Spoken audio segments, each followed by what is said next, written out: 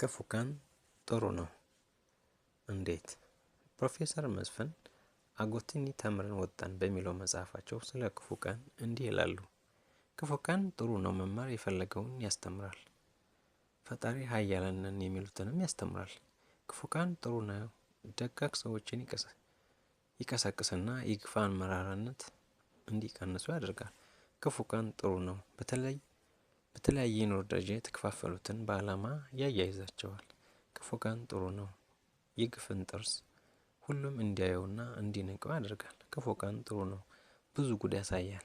የተማረውና የተመራመረው አእምሮውን በኦሞ ሙልጭ አድርጎ አጥቦ ህሊናውን በጨጓሩ አፍኖ የሆነውን አልሆነም እያለ ለልጆቹ አፍረን ሲሆን ያሳየናል።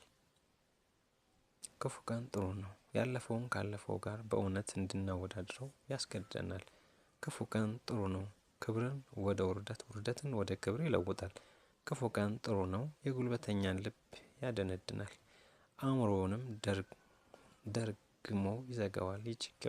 የጭካኔውንም ወሰን የለሽነት ያሳየናል። ክፉ ቀን ጥሩ ነው ጥሩ ቀንን እየጮኸ ይጠራል። ክፉ ቀን ጥሩ ነው የወደቀውን ለድል የጣለውን ለውድቀት ያዘጋጃል። ክፉ ቀን ጥሩ ነው ክፋት በጎነትን አሸንፎ እንደማይዘልቅ ያሳያል። ህግ ቀልቡ ሲገፈፍ ዳኝነት ሚዛን ሲያጣም ያሳየናል። ክፉ ቀን የጠራ መስታወት ነው መልካችንን ብቻ ሳይሆን ባህሪያችንንም ጤናችንን ብቻ ሳይሆን ህመማችንንም ውበታችንን ብቻ ሳይሆን አስከፊነታችንንም ቁልጭ አድርጎ ያሳየናል። ክፉ ቀን ጥሩ ነው በአጠቃላይ የመጪው ጥሩ ቀን ምልክት ነው።